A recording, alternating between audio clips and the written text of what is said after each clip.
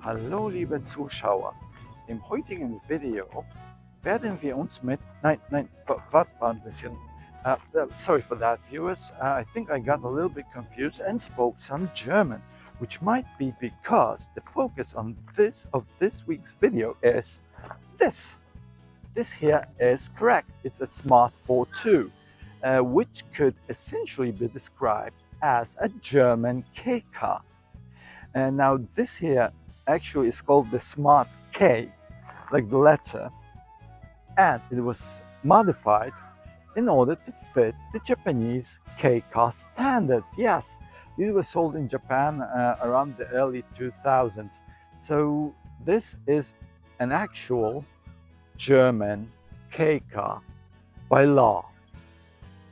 And well, this is a bit of an interesting situation, but please remember this channel is not named Deutsche Imports GmbH.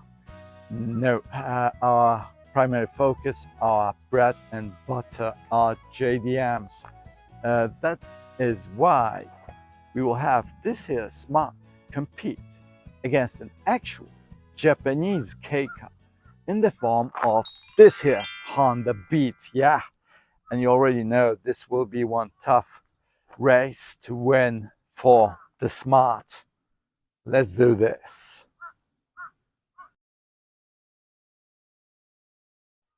All right, let's go. And well, I think we'll start with the Smart, since obviously it will be fighting an uphill battle against this.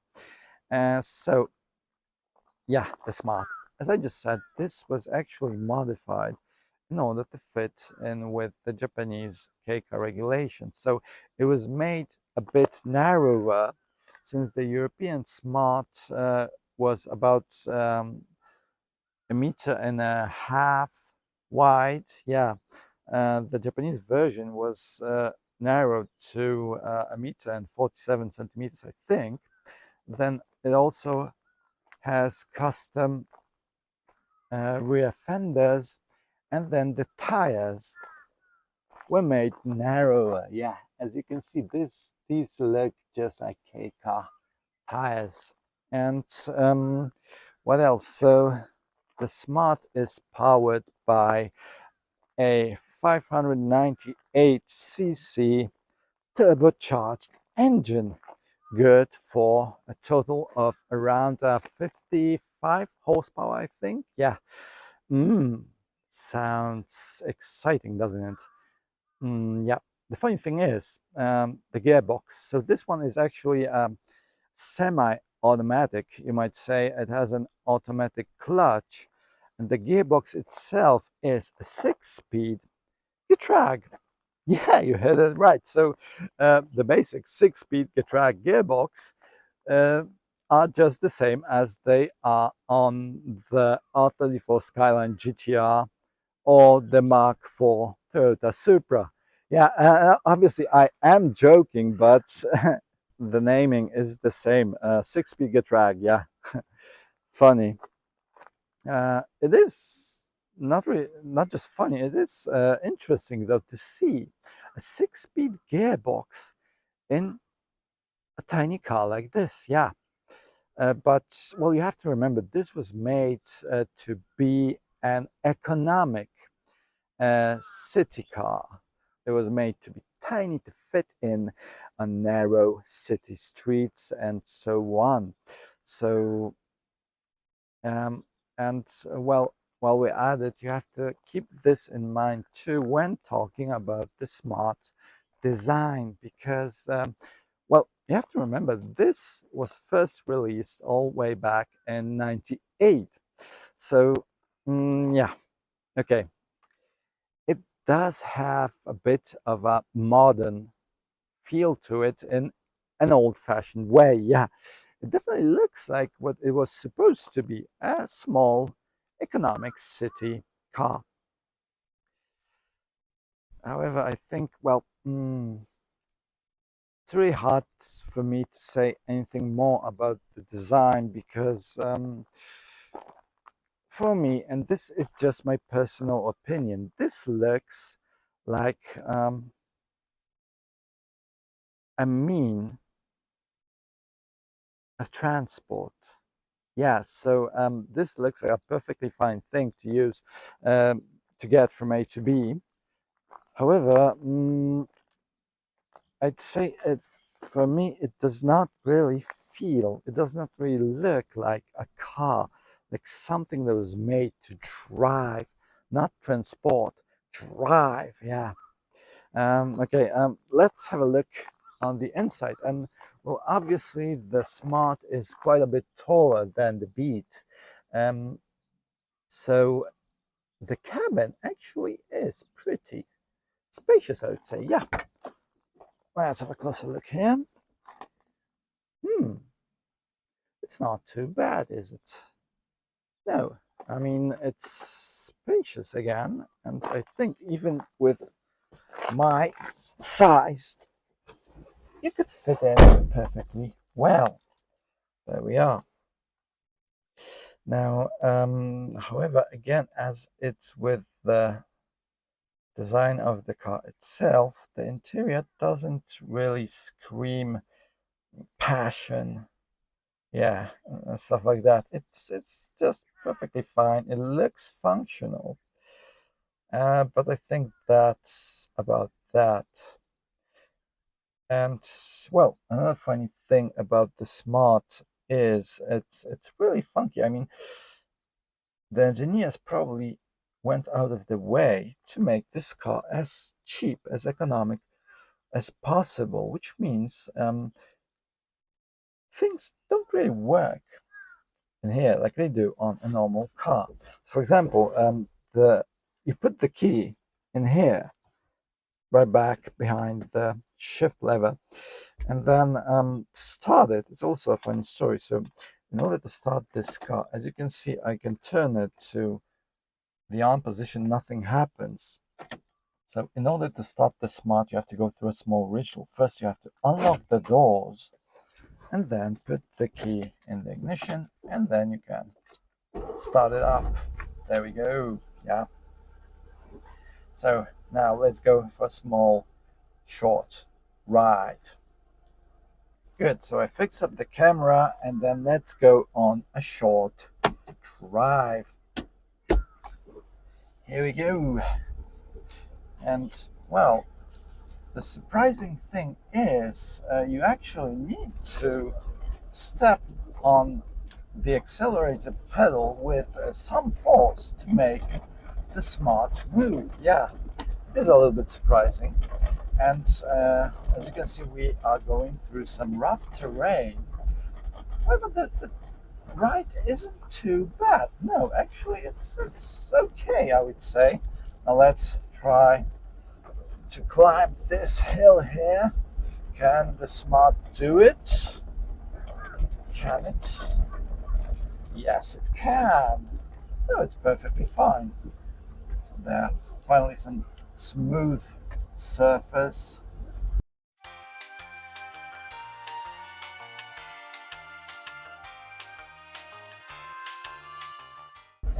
There's not much excitement.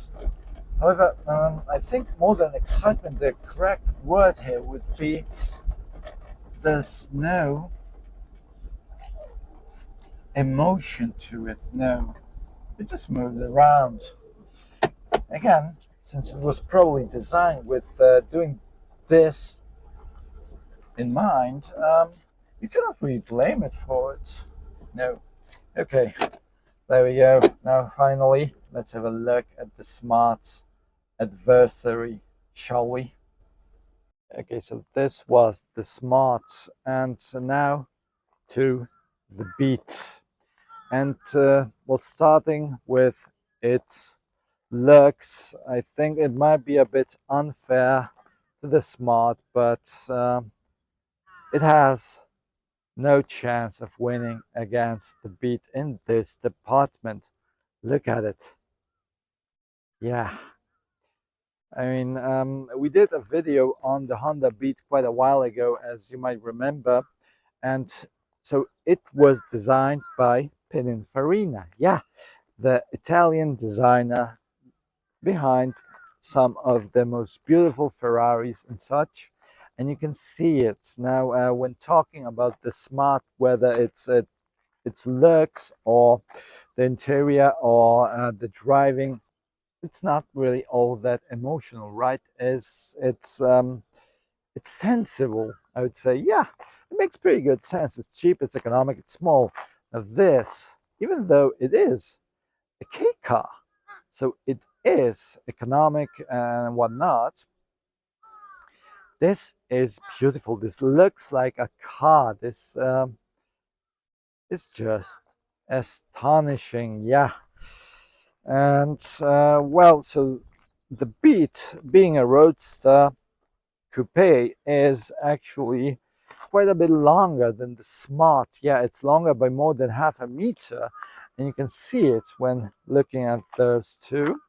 And naturally, it's quite a bit lower, and then it's just a bit narrower than the Smart. Again, both are K cars, but the Beat, it might be described as a work of art. Yeah, it's just beautiful.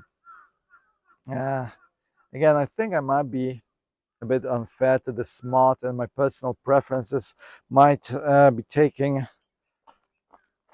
over me, but nah. So you look at the Smart and you think, huh, looks cheap, sensible, economic. Yeah.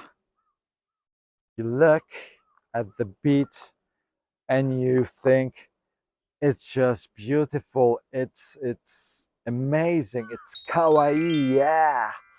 This is actually a love letter to sporty Kei Cars. Yeah. Obviously, the Beat's engine is not turbocharged. No, it's naturally aspirated. However, this is Honda we are talking about, so they squeezed around 64 horsepower out of it, quite a few more than the Smart boasts. Then let's head inside of the Beat. There we are.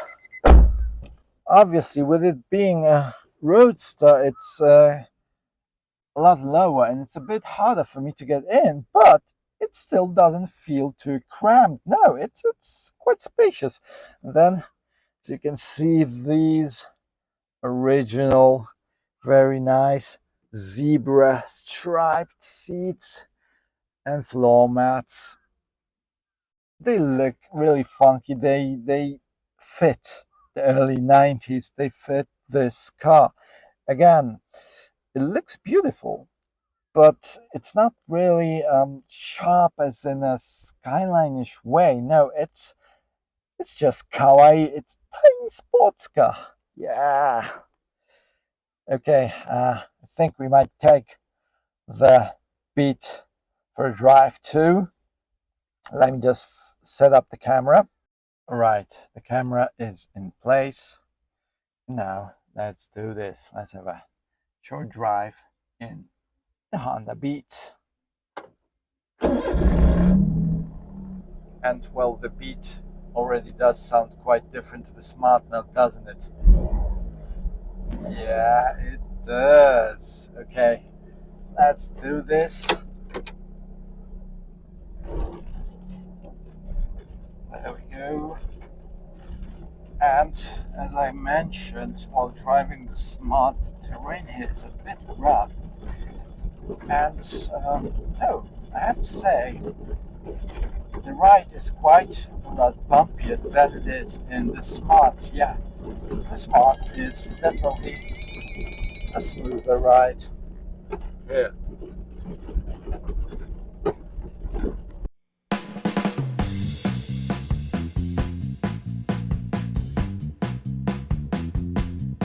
Essentially, it does what the Smart does. It gets you from A to B, but it does so not only with style, it also gives you quite a bit of fun too. Yeah, that's it. The Honda Beat genuinely is a blast to drive. It's a small, nevertheless, fully fledged sports car. And well, it came out of a marriage between Italian designers and Japanese engineers, which is quite a rare thing. It might also just be why the Beat is so amazing. There we are, home at last. Alright, so let's take one final look at both cars and decide which comes out as a winner. And this was the Beat. So here we are, two choices. Each is a small compact Kei-Car, but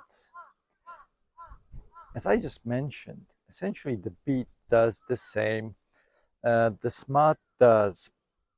It takes you from A to B, but it does so in a cute and fun way. Yeah, look at it, it's just adorable. Again, the Smart looks like the, well, smart thing to do, but it hardly can be described as exciting or as an engaging ride. No, it isn't. Now, because the Smart is quite a lot taller, you might think it's actually easier for a bigger person to fit in to sit to drive. And the thing is, it doesn't really matter that much. Obviously, because the Beat is quite a bit lower, it is a bit harder to get in, but uh, after you're in, there's not much difference. Actually, the laid back position in the Beat feels better. You feel like you're driving a sports car and not just moving around. Yeah. uh, Again, I apologize for the number of puns in this video, but our final verdict, well, the Smart is probably the smart thing to do. Yeah, it might not be the perfect K car because there's a lot of competition, honestly, especially when you go beyond the two-seater thing. Yeah, there's a multitude of K cars to choose from to fit everybody's needs. So, yeah, I guess the Smart would have no, it actually did have quite a hard time to stay on the Japanese market, to make a place for itself, and it was actually discontinued within a couple of years. This, however, even though it's more than 25 years since the final beats were made, this still has a lot of fans. It's still adored. It's still the top, the peak of Japanese Kei-Car manufacturing, and as that, I think the winner here is clear. I'd say Smart, nice try, but unfortunately you lose when compared to the Honda Beat, one of the best sports cars ever made, without narrowing it down to Kei-Cars. Just on the total, this is one of the best, most fun to drive cars ever. With that said, I'd like to thank you for watching. By the way, this beat actually is up for sale right now, so let us know if you'd be interested. And yeah, remember to subscribe for more JDM related content. Thanks very much, and have a good one. See you next time. Goodbye.